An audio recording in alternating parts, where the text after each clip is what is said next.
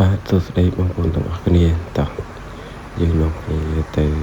មើលពីសកម្មភាពរបស់បងប្អូនដែលគាត់រៀបចំឡើងស្ទូចដើម្បី